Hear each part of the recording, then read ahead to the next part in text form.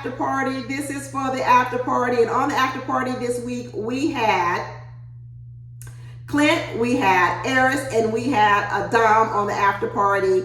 And let me tell you, I was Team Clint. They were trying to ham up Clint on this after party, especially Keisha on this after party. I was surprised what Keisha was doing. She was really hamming up Clint, but you know what? I was Team Clint. Clint was holding his own, and he was pointing out all the hypocrisy of this last episodes. And be sure to watch my other videos, because I said this was Revenge Week and this was Get Back Week. And watch my recap and reviews on how I believe all these couples was getting back at each other. But here on this after party, I normally agree with Keisha, but today, girl, we on opposite ends. You came a little bit too hard at Clint. And this same energy wasn't for Gina a couple of weeks ago when she was on there. But I'm a Team Clint. I'm holding Clint down this week for sure. The specialty drink was a drink called a Rough Waters, because they said in this episode were rough. They was rough. Dom, they showed the clip where Dom was calling her mother, basically saying, you know, how he is not adventurous or anything like that, and he's kind of scary, and she doesn't like that about him. And the mother's trying to help her along, so maybe you need to help bring him out of his shell. Dom's like, I'm tired of all this complaining. You know, I'm telling you, watch my Get Back video, because once Dom called him a 6 and a 4.5, all hell is breaking loose up in that relationship. McKinley's like, gloves are off. You want to call me a 4 and a 6.5? Gloves are off, Dominic. I'm going to make this whole anniversary. I'm going to make this whole wedding a living hell for you. And I'm going to complain the whole time. Because I don't want to be here. You don't want to be with me, and then I don't want to be here. So then they turn to Clint, and Clint is talking about the whole stuff going down with Gina. And Keisha and I saying, well, you know, because Clint says, you know, he likes a lot of adventure. He wants a life of adventure. He's trying to get her to maybe focus on adventure more and less on work. And so Keisha says, like, well, you think she's adventure? And Clint clears up, no, I didn't say that she didn't have the capacity to be adventurous. I said she doesn't live a life of that. It's two different things.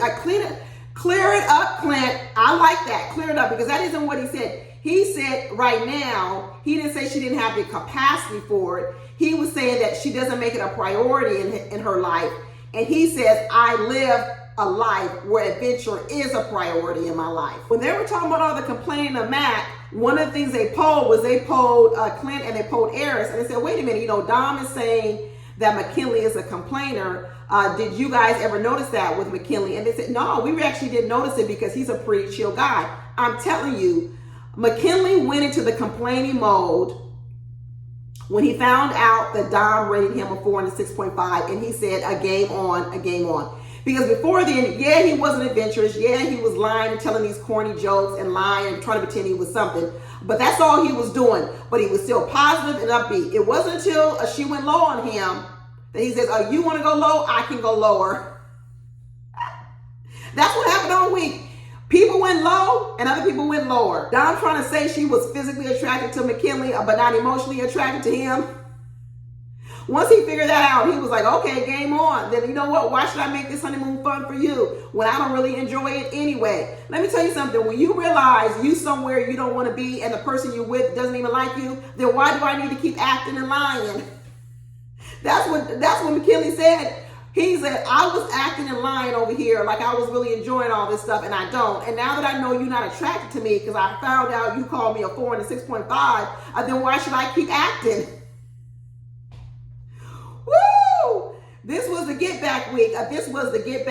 And then Aries is over here. He starts going into his Get Back Week. I go into it full detail on the Aries and Jasmine video, talking about how all of a sudden now he wants to take it slow and this is normal progression. What? This wasn't your attitude weeks ago when you was talking about sex and cuddling up and all this.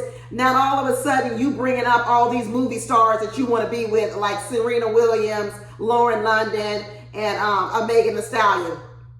You ain't even dated these people. You don't even know these people. Why are you bringing up people you don't even know and comparing them to your wife? You know why? Because Aries' feelings got hurt in this episode too. His feelings actually got hurt, y'all, last week when Jasmine told him it's a red flag that you never been in love, and his ego got hurt. And this week he decided, I'm coming with some get back. because you outed me. Not only did you out me in public and talk about me bad, about I'm a walking red flag, but then you said over here in front of everybody else and said in front of the group. So guess what? You're a 4. This is the get back that Aries got back with this week. Like I said, watch my video. This is his get back. You want to say I'm a walking red flag because I've never been in love, and you want to tell everybody in public? Well, guess what? I'm going to tell people in public. You're a 4. This isn't the way that Aries thought in the beginning. It really wasn't. I'm telling you, I do not believe that Aries was unattracted to Jasmine from the very beginning. I don't believe that. Aries has become unattracted to Jasmine, not because of her looks. This booty stuff he's talking about is all a smoke screen. It's because Jasmine is pointing out to him things she doesn't like about him, and his ego and his pride and all of that. He can't take it. So now he's going to go right for her looks. It's get back week, y'all. I'm telling you, it's get back week. And in Aries' get back, why he keep mentioning women he don't even know? At least in Clint's get back, he's talking about his previous girlfriends. But you notice something about Aries' get back, talking about his ex-women, they all be women on TV, women he ain't never met. Like I told you, he probably came out to LA fantasizing about all these actresses, talking about Serena Williams and Megan Thee Stallion and Lauren London. Why he keep bringing up celebrities? You ain't never met none of them. You ain't never been with none of them. You don't even have no possibility of even being with them. But he want to keep bringing them up just so he can get back at Jasmine, because he realized that Jasmine is not as into him as he thought she should be. Boy, bye. You know, Aries is running around talking about, well, Jasmine is attractive. She's attractive, but I just don't have any sexual chemistry. But basically what he's saying is this.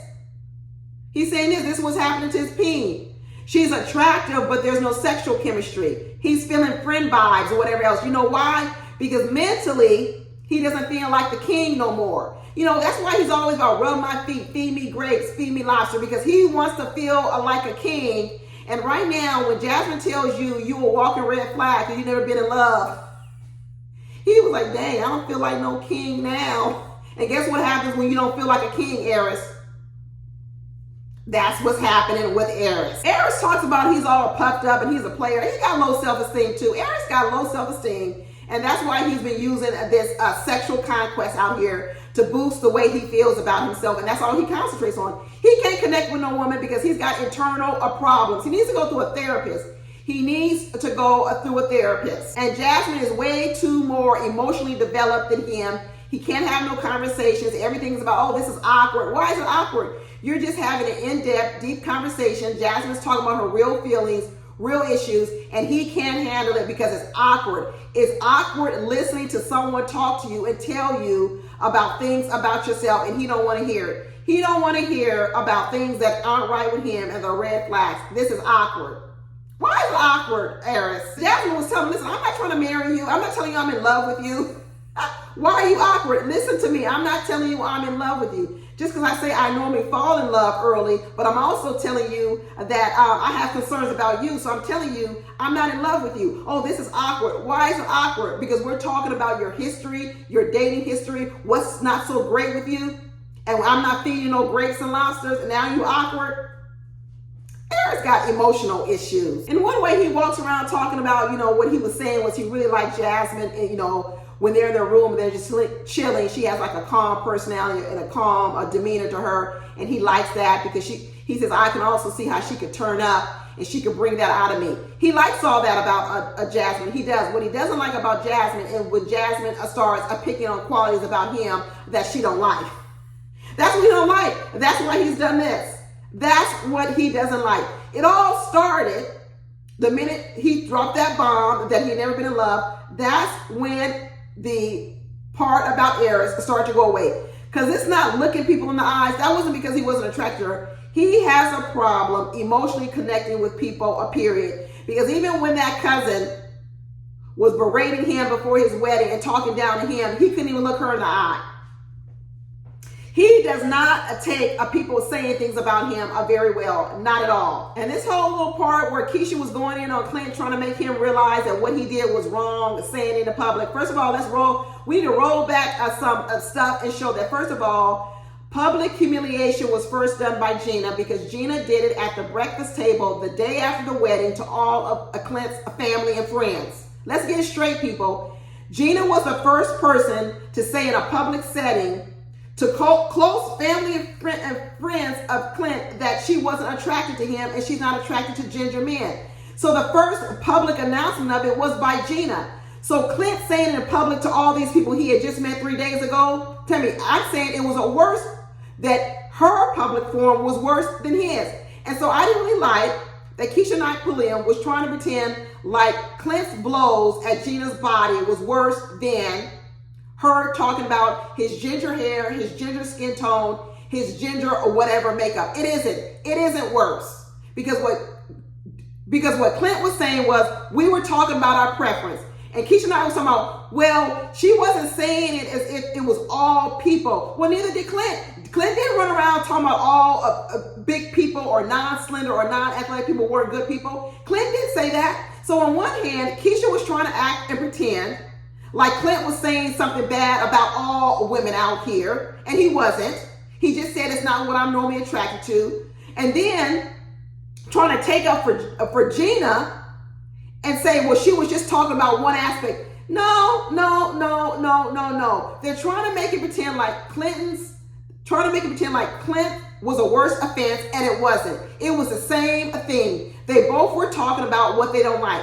The reason why it stung these women, and maybe it even stung Keisha more, was because it's something that hit home with them. See, this is the thing. When someone throws a dagger and it hits home with you, then all of a sudden you feel it's a bigger offense. But it really isn't a bigger offense. It just hit closer home with you. But if there was another person here with red hair or reddish features in them, ginger, whatever they want to say it is, maybe they would have just been just as offended as Clint. But they wanted to diminish Clint's being offensive, but then elevate what he said to the other women. No. And like I said before, Gina, that ain't even her natural body anyway. Gina doesn't have liposuction. Get out of here, people. Everybody knows Gina has had a liposuction. Just because it still looks bad doesn't mean she didn't try it, she didn't attempt it. It just still doesn't look good. Clint was right. This whole stuff was a double standards and hypocritical behavior by the women in this situation. I don't care if it hits home with women who are big or bigger or whatever else. Shoot, I want to lose some weight too. I hopped on the scale this morning like, damn girl, you need to lose some weight. But let me tell you something. It doesn't mean that I would think that comment is any more offensive to talking about something with Clint that he can't even change. At least I can go out here and run around the block and lose some weight. He can't change the fact that he is redhead or a ginger color or whatever you want to do. Her comment was way worse than his comment. And her comment was said first, and her comment was said first in public and in private. So she got all the smoke that she deserved. I was not with Keisha Knight Pulliam on this one, not at all. And I was glad that Clint held his ground and said, no, it was hypocritical. And I'm sorry if y'all don't get it. I was a team Clint all the way. And you know who ended up taking up for him? Dom ended up taking up for him. We know they kissed later on, but what Dom pointed out was at the time they heard Clint say that, they didn't even know the backstory. They didn't even know all the times what Gina was saying in the backstory. And this is what I said in my other video with Clint and Gina. And Gina had no incentive to clear it up for the ladies. She didn't tell him, oh, you know, we've been talking about this now for 2 or 3 days. I was the first one that told him I wasn't attracted to him. She didn't even give the women that context. She let those women believe that Clint threw the first punch. And Dom said after she found out that they had already had this conversation before and had been going on, she realized it wasn't as bad as what it sounded. Now, she did admit, and she said, you know what? I was a little hurt by it because actually it's one of my insecurities. She says, I'm a thick girl, and I was a little bit afraid that when I walked down the aisle with Mac, that he would want a more slender woman. So she said that, yeah, she was stunned by it, but at least she recognized she was stunned by it because it hit close to home. Not because it was worse than what Gina said. At least Dominic had the wherewithal to know the reason why it feels different is because it hits close home. But it doesn't mean it is different, especially if it was another redhead person sitting next to me, they would feel just as offended. But Keisha Knight Pulliam didn't get it. But Dom took up for Clint, and so did Aries. Aries also took up for him because they both of them was probably saying, you know what, she threw the first punch, so she got what she got. But that's it, y'all. Be sure to watch my other videos on all the other couples, and I will talk to you later. Bye.